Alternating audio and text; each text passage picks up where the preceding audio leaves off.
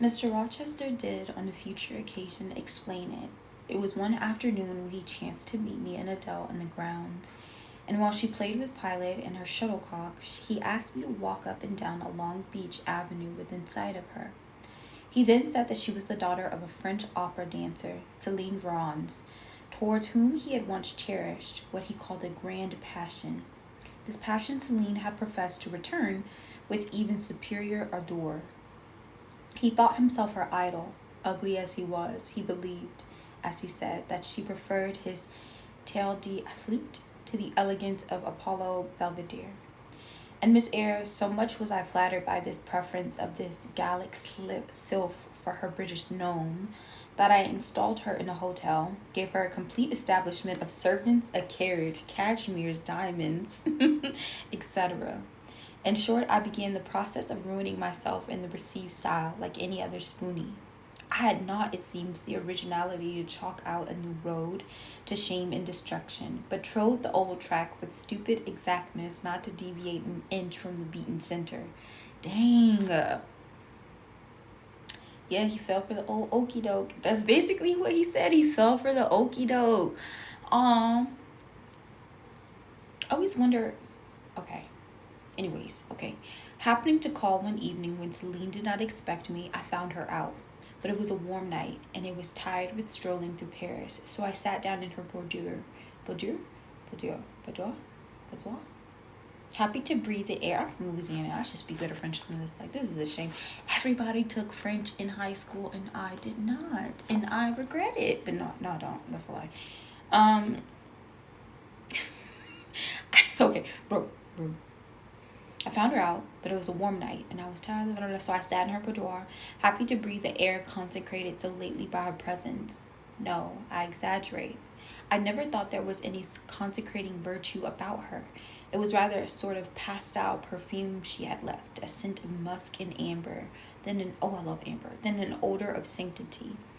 I was just beginning to stifle with the fumes of conservatory flowers and sprinkled essence when I bethought myself to open the window and step out on the balcony. It was moonlight and gaslit besides, and very still and serene. The balcony was furnished with a chair or two. I sat down to guide a cigar. I will take one now, if you excuse me. He ensued a pause, filling up by the producing and lighting of a cigar. Having placed it to his lips and breathed the trail of Havana incense on the freezing and sunless air, he went on. I want to smell a cigar. Because I'm like, what does this smell like? Anyways, I like bonbons too in those days. He said I like bonbons in those days, Miss Eyre. And I was croquant, overlooked the barbarism, croquant, chocolate, comfits, and smoking. What? Okay. He liked chocolate. I like bonbons. I don't know. What? Okay. He saw Celine returning. I'm going to skip a paragraph because I'm confused. Okay. I recognized the something I gave Celine. She was returning. Of course, my heart thumped with impatience against the iron rails I leant upon. The carriage stopped as I had expected at the hotel door. My flame, that is the very word for an opera enamorata, alighted, though muffled in a cloak, an unnecessary encumbrance, by the by, on so warm a June evening. I knew her instantly by her little foot, seen peeping from the skirt of her dress as she skipped from the carriage step. Bending over the balcony, I was about to murmur, menage, in a tone, of course, which should be audible to the ear of love alone, when a figure jumped from the carriage after her. I like this explanation because in the movie, the way he finds her out doesn't make any sense. I'm like, does she not see him in the room? This makes more sense. Thank you. And both movies do the same scene, and I'm like, this makes so much more sense. I'm like, how does she not see him? Anyways, he's dead ass just sitting there. Okay. So it says, a figure jumped out from the carriage after her, cloaked also, but that was a spurred heel which had rung on the pavement, and that was a hat head which now passed under the arched porte. Okay, no French. A hotel. They're at a hotel. That's a French hotel. Anyways, you never felt jealousy, did you, Miss Eyre? Of course not. I need not ask you, because you've never felt love. You have both sentiments yet no experience. Your soul sleeps. The shock is yet to be given, which shall awaken it. You think all your existence lapses in a quiet you think all your existence lapses in as quiet a flow as that in which your youth has hitherto slid away. Floating on with closed eyes and muffled ears, you neither see the rock bristling not far off in the bed of the flood, nor hear the breakers boil at their base. But I tell you, and you may mark my words, you will come some day to a craggy pass of the channel where the whole of life's stream will be broken up into whirl and tumult, foam and noise. Either way, you will be dashed to atoms on crag points, or lifted up and borne on by some master wave into a calmer current, as I am now. Okay. I really do struggle with these books sometimes because that was so unnecessary, this long sentence to say that, but I get it because it paints a picture. You're either going to be caught up in a vortex of foam and noise and dashed to bits and broken in the name of love, or you're going to be lifted up and borne on by some master wave into a calmer current, as I am now. I like this day. I like the sky of steel. I like the sternness and stillness of the world under this frost. I like Thornfield, its antiquity, its retirement, its old crow trees and thorn trees, its gray facade and lines of dark windows reflecting the metal welkin. And yet how long have I abhorred the very thought of it, shunned it like a great plague house? How do I still abhor? He ground his teeth and was silent. He arrested his step and struck his boot against the hard ground. Some hated thought seemed to have him in its grip and to hold him so tightly that he could not advance. Okay, he's like half opening up, which, okay, I understand. He can't tell everything, but... Okay. We were ascending the avenue when he thus paused. The hall was before us. Lifting his eye to the battlements, he cast over them a glare such as I never saw before or since. Pain, shame, ire, impatience, disgust, detestation seemed momentarily to hold a quivering conflict in the large pupil dilating under his ebony eyebrow. Wild was the wrestle which should be paramount, but another feeling rose and triumphed, something hard and cynical, self-willed and resolute. It settled his passion and petrified his countenance. He went on. During the moment I was silent, Miss Eyre, I was arranging a point with my destiny. She stood there by the beech trunk, a hag like one of those who's appeared in Macbeth on the heath of Fours.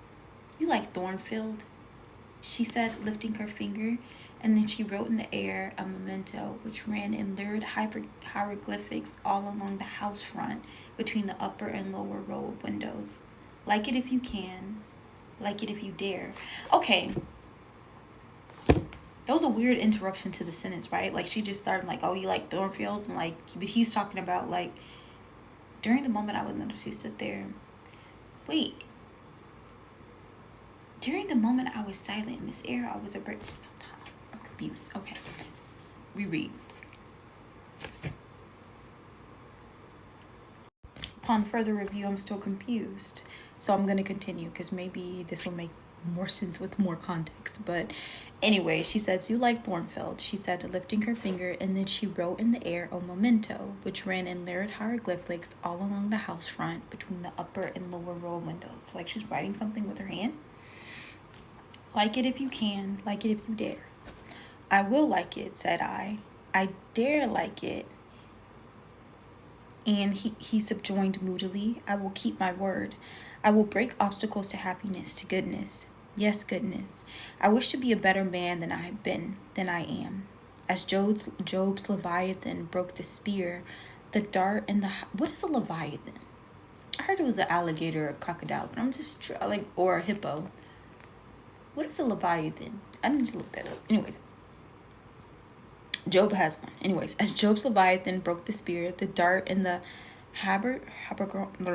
Henderson's something, the dart and the something hindrances which others count as iron and brass I will esteem but straw and rotten wood.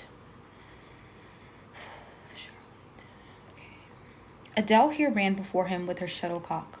Away, he cried harshly. Keep at distance, child, or go in, Sophie. Oh, wait, he's so mean. I'm sorry, I'm not reading it right. He said go into Sophie. He be so mean to Adele. Anyways, counting then to pursue his walk in silence, I ventured to recall him to the point whence he abruptly diverged. Did you leave the balcony, sir? I asked, when Miss Varant entered. I almost expected a rebuff for this hardly well-timed question. But on the contrary, walking out of his scowling abstraction, he turned his eyes towards me, and the shade seemed to clear off his brow. Oh, I had forgotten Celine. Well, to resume, when I saw my charmer thus come in accompanied by a cavalier, I seemed to hear a hiss, and the green snake of jealousy rising on undulating coils from the moonlit balcony glided within my waistcoat and ate its way in 2 minutes to my heart's core. That's more than jealousy. That's betrayal. I'm like, is that what you feel in this moment? You feel jealous? Not betrayed? I would feel betrayed. This is not a jealousy moment. This is a... Damn. Okay, anyways. Strange, he exclaimed, suddenly starting again from the point. Strange that I should choose you for the confidant in all of this, young lady. Passing strange you should listen to me quietly, as if it were the most usual thing in the world for a man like me to tell stories of his opera mistress to a quaint, inexperienced girl like you. That is true. Why are you telling me this? But that's why I like Jane. Trustworthy. Okay, it says, but the last singularity explains the first, as I intimated once before you, with your gravity, considerateness, and caution were made to be recipient of secrets. Yep. Besides, I know what sort of mind I have placed in communication with my own. I know it is not one liable to take infection. It's a peculiar mind. It is a unique one. Happily, I do not mean to harm it, but if I did, it would not take harm from me. The more you and I converse, the better, for while I cannot plight you, you may refresh me. After this digression, he proceeded. That is so sweet. That is so sweet. I remained in the balcony. They will come. Honestly, this is juicy tea. Like, if I was hearing this is juicy. Tell me. Anyways. I remained in the balcony. They will come to her boudoir, no doubt, I thought. Let me prepare an ambush. Okay, now the scene from the movie makes sense. Okay, so he saw them coming up. Okay, great. Let me prepare an ambush. So putting my hand in through the open window, I drew the curtain over it, leaving only an opening through which I could take observations. Then I closed the casement, all but a chink just wide enough to furnish an outlet to lovers' whispered vows. Then I stole back to my chair and I resumed it. The pair came in. And as I resumed it, the pair came in. Okay, now it makes sense. Okay, so he was waiting. Okay, my eye was quickly at the aperture. Anyways, Celine's chambermaid entered, lit a lamp, left it on the table, and withdrew. Even back then had to be different. You just got people coming in to light the candle for you. First of all, that's weird. That's weird. I don't want you in my space like that. Like, that's weird. Imagine how much tea servants had back then. Like, these people was just doing everything. Anyways.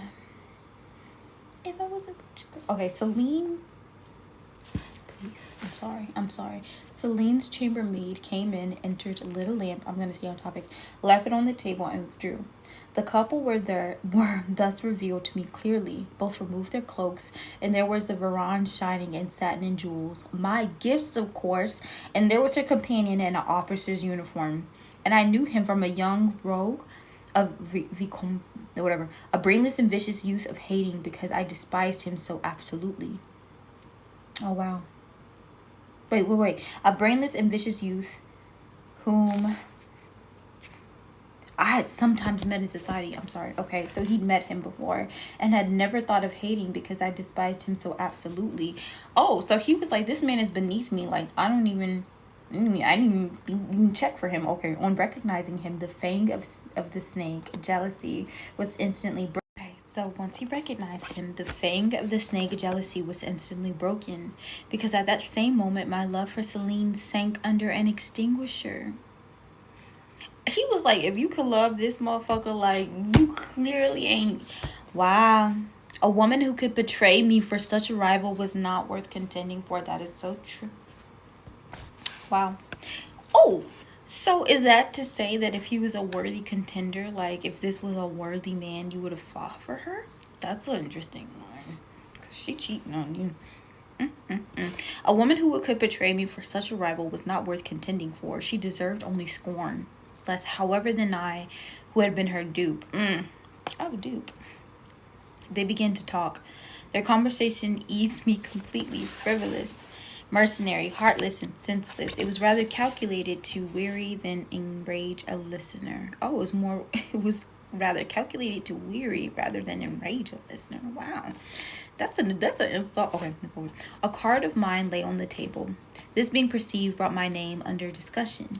Neither of them possessed energy or wit to belabor me soundly. Damn, but they insulted me as coarsely as they could in their little way. Especially Celine, who even waxed rather brilliant on my personal defects, deformities she termed them. Now it had been her custom to launch out into fervent admiration of what she called my butte male, wherein she differed diametrically from you, who told me point blank at the second interview that you did not think me handsome. The contrast struck me at the time, and okay, so she differed from you, who told me. Okay, so she differed from Jane, who told him on the second interview that she didn't think that she was handsome, but Celine just continued to lie and say that she did. Adele here came running up again. Monsieur John has just been to say that your agent has called and wishes to see you. Ah, in that case, I must abridge. Opening the window, I walked in upon them, liberated Celine from my protection, gave her notice to vacate the hotel, offered her a purse for immediate exigencies, that's still nice, disregarded screams, hysterics, prayers, protestations, convulsions, made an appointment with the whatever for a meeting at the something, and next morning I had the pleasure of encountering him. Left a bullet. He left a bullet. Okay, hold on. Now look. So it says, next morning I had the pleasure of encountering him. Left a bullet in one of his poor, etiolated arms, feeble as the wing of a chicken in the pit, and then thought I had done with the whole crew. But unluckily, the Baron, 6 months before, had given me this Philite Adele, who she affirmed was my daughter, and perhaps she may be, though I see no proofs of such grim paternity written in her countenance. Pilot is more like me than she. Some years after I had broken with the mother, she abandoned her child and ran away to Italy with a musician or a singer. Okay. I acknowledge no natural claim on Adele's part to be supported by me, nor do I now acknowledge any, for I'm not her father. But hearing that she was quite destitute, I took the poor thing out of the slime and mud of Paris and transplanted it here to grow up clean in the wholesome soil of an English country garden. Mrs. Fairfax found you to train it, but now you know that it is an illegitimate offspring of a French opera girl. You will perhaps think differently of your post and protege. You will be coming to me some day with notice that you found another place, that you beg me to look out for a new governess. Huh? No, Adele is not answerable for either her mother's faults or yours. I have a regard for her, and now that I know she is innocent, parentless, forsaken by her mother and disowned by you, sir, I shall cling closer to her than before. They should have put this in the movie. How could I possibly prefer the spoiled pet of a wealthy family who would hate her governess as a nuisance to a lonely little orphan who leans towards her as a friend? Duh. Also, Adele is very sweet. Like, they keep saying she doesn't have talent, but I feel like being kind-natured is a talent. Being Like, some people are just nasty for no reason. Like, you have a sweet girl, like, she might just like pretty dresses, but I mean, at this point in time, that's all y'all really wanted from women, was to like them, to have them like pretty dresses. So it's just kind of like, anyways. Okay. Oh, that is a light to which you view it. Well, I must go now, and you too. It darkens. But I stayed out a few minutes longer with Adele and Pilot, ran a race with her, and played a game of battledore and shuttlecock. We went in, and I had removed her bonnet and coat. I took her on my knee, kept her there an hour, allowing her to prattle as she liked, not rebuking even some little freedoms and trivialities in which she superficially of character, inherited probably from her mother, hardly congealed to an it's a long chapter. Hardly congealed to an English mind. Still, she had her merits, and I was supposed to appreciate all that she had, all that was good in her to the utmost. I sought in her countenance and features a likeness to Mr. Rochester, but found none. No trait, no turn of expression announced her relationship. This is giving Maury. You are not the father. But that's not to say. He could very well still be her dad. It was a pity. If she could but have been proved to resemble him, he would have thought more of her. It was not till after I had withdrawn to my own chamber for the night that I steadily reviewed the tale of Mr. Rochester and what he told me. As he has said, there was probably nothing all extraordinary in the substance of the narrative itself. A wealthy Englishman's passion for a French dancer and her treachery to him were everyday matters enough, no doubt, in society. But there was something decidedly strange in the emotion which had suddenly seized him when he was in the act of expressing the present contentment of his mood and his newly revived pleasure in the old hall and its environs. I meditated wonderingly on this incident, but gradually quitting it, as I found it for the present inexplicable, I turned to the consideration of my master's manner to myself. The confidence he had thought fit to repose in me seemed a tribute to my discretion. Yeah, she is very discreet. Like, she's very trustworthy. I regarded and accepted it as such. His deportment had now for some weeks been more uniform towards me than at first. I never seemed in his way. He did not take fits of chilling hauteur when he met me unexpectedly. The encounter seemed welcome. He always had a word and sometimes a smile for me. When summoned by formal invitation when summoned by formal invitation to his presence, I was honored by a reception that made me feel like that I really possessed the power to amuse him. Okay, so she's enjoying that he is engaged with her, and that these evenings' conferences were sought as much for his pleasure as for my benefit. Okay. They're enjoying each other's company.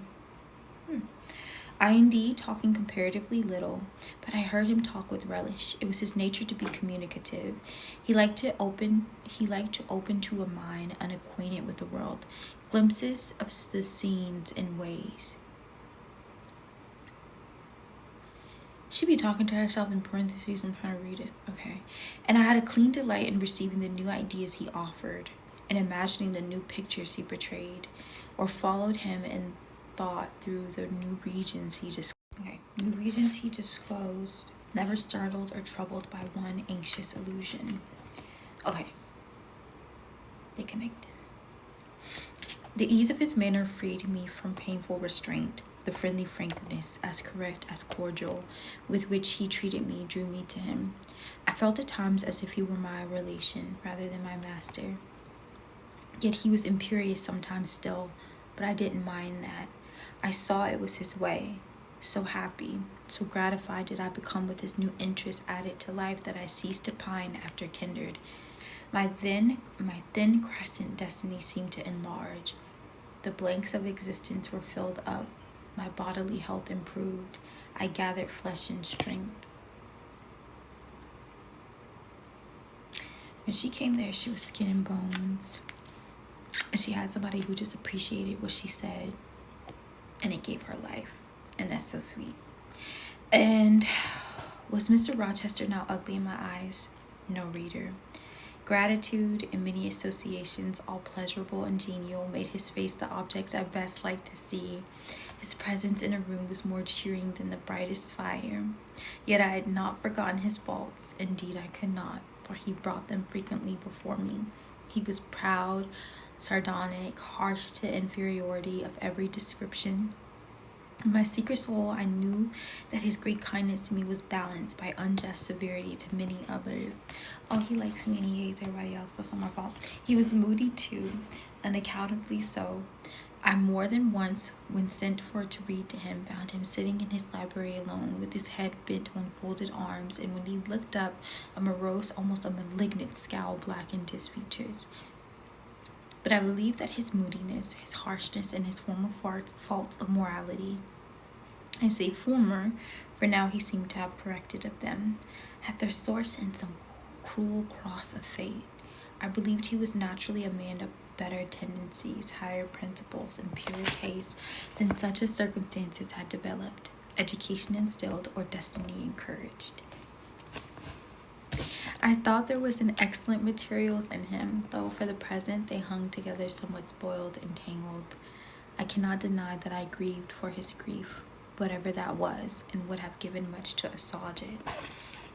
Though I now extinguished my candle and was laid down in bed, I could not sleep, for thinking of his look when he paused in the avenue and told his destiny had risen up before him and dared him to be happy at Thornfield. Why not, I asked myself. What alienates him from the house? Will he leave it again soon? Mrs. Fairfax said he seldom stayed here longer than a fortnight at a time.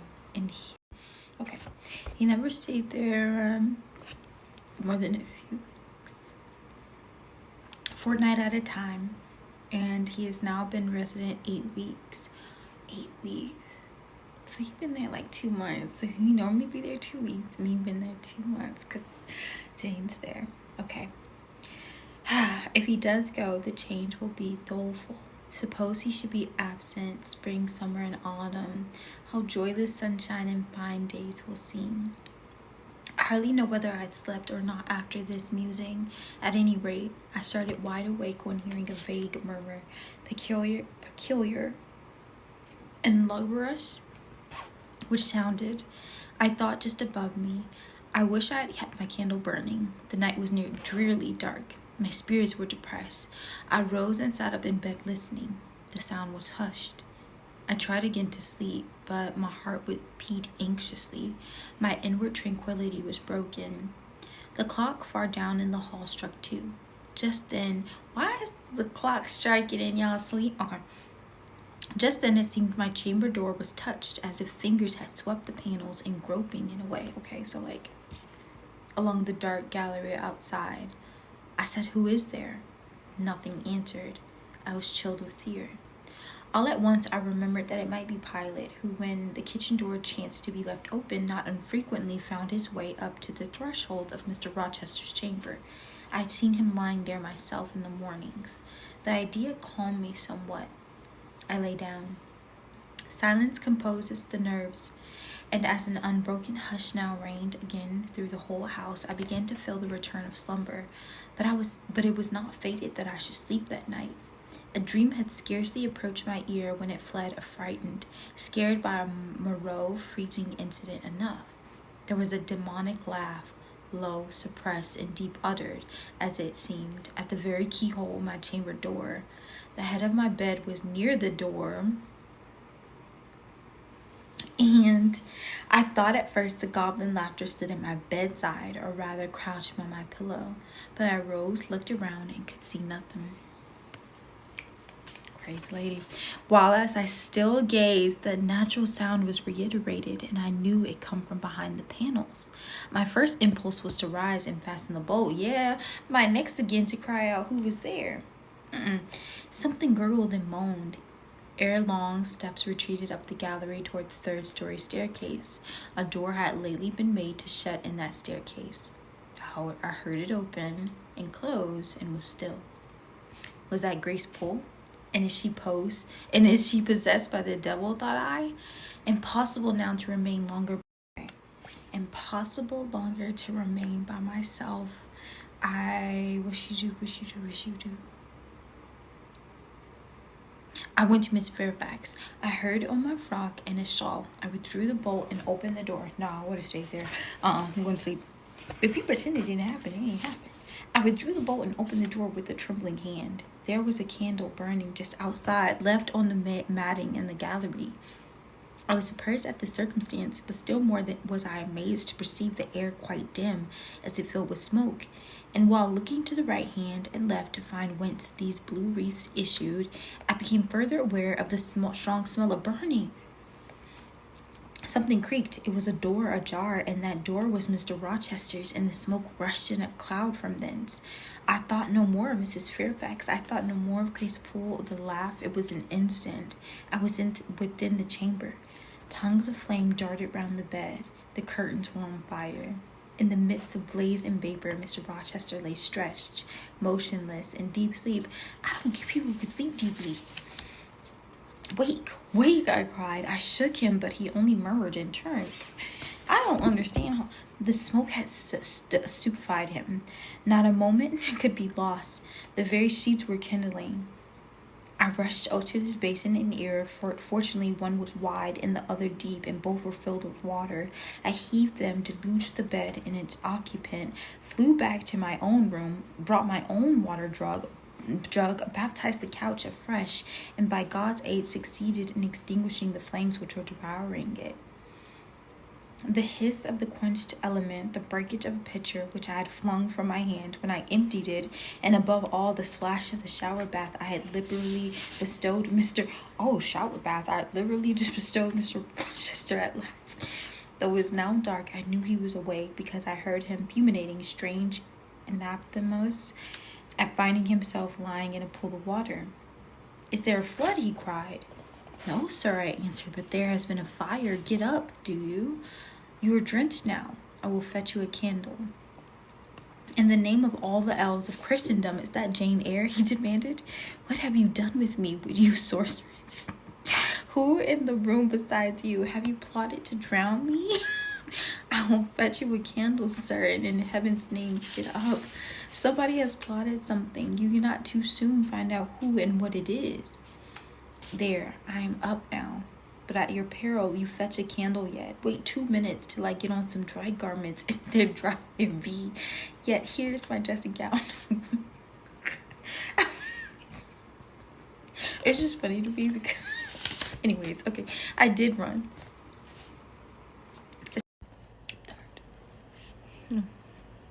Okay. He says, "There, I'm up now.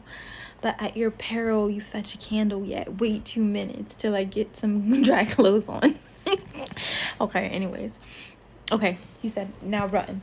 I did run. I brought the candle which still remained in the gallery. He took it from my hand, held it up, and surveyed the bed, all blackened and scorched, the sheets drenched and the carpet round swimming with water. "What is it, and who did it?" he asked.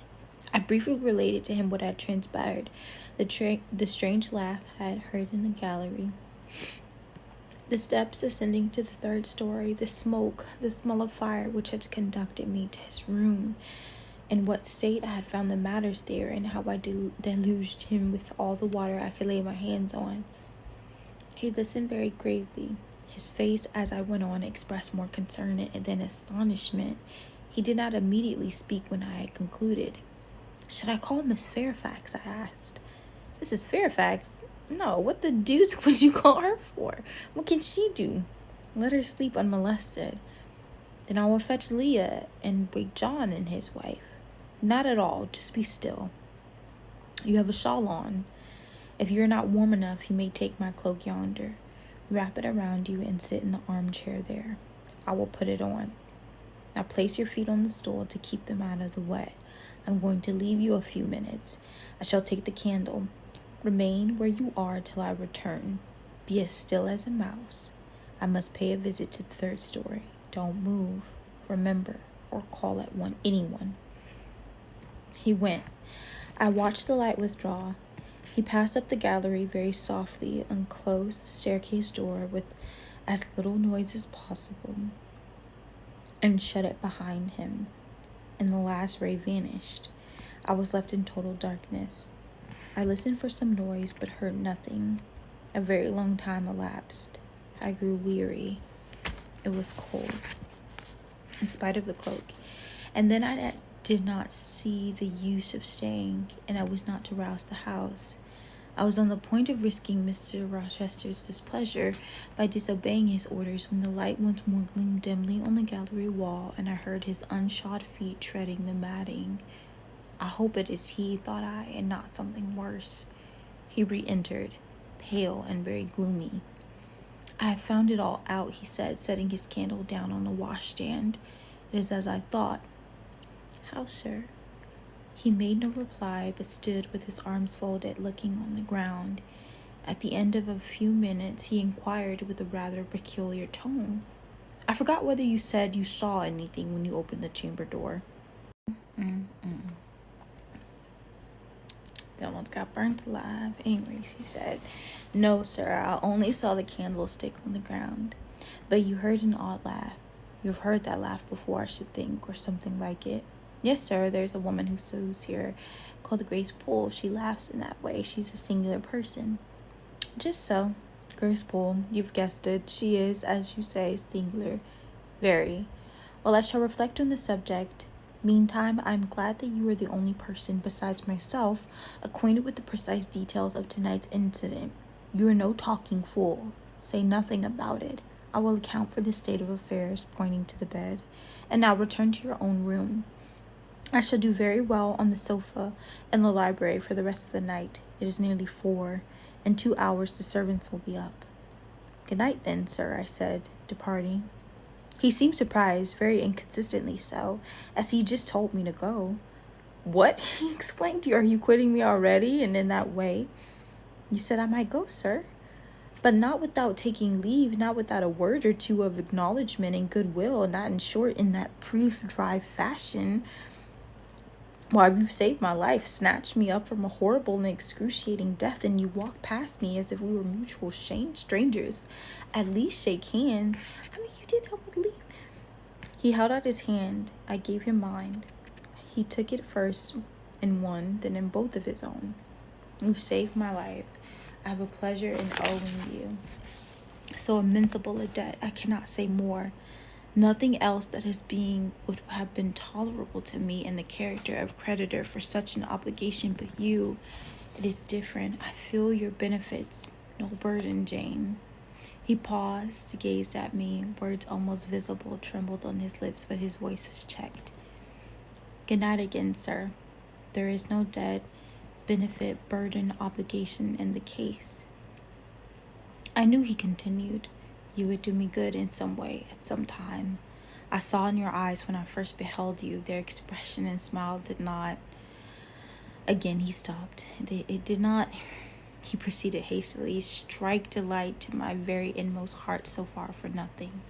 Oh, he didn't feel that way for nothing. People talk of natural sympathies, love at first sight. People talk of natural sympathies. I've heard of good genii. There are grains of truth in the wildest fable. My cherished perseverer, good night. Strange energy was in his voice, strange fire in his look. I'm glad I happened to be awake, I said, and then I was going. What? You will go? I don't know why he keeps asking like she's not gonna go. Like, yeah, I'm gonna go. I'm cold, sir. Cold. Yes, and standing in a pool. That's cold, sir, and standing in a pool. Go then, Jane. Go. But he still retained my hand, and I could not free it. I bethought myself of an expedient. You don't want to leave. I don't know why she be acting like, but I get it. She act like she want to leave. She don't want to leave. Anyways, I think I hear Mrs. Fairfax's move, sir, said I. Well, leave me. He relaxed his fingers, and I was gone. I regained my couch, but never thought of sleep. Till morning dawned, I tossed on a buoyant but unquiet sea where billows of trouble rolled under surges of joy. I thought sometimes I saw beyond its wild waters a shore, sweet as the hills of Bella, and now and then a freshening gale wakened my hope, bore my spirit triumphantly towards the bourne, but I could not reach it, even in fancy. A counteracting breeze blew off land and continually drove me back. Sense would resist delirium. Judgment would warm passion. Too feverish to rest, I rose as soon as day dawned. That is so sweet.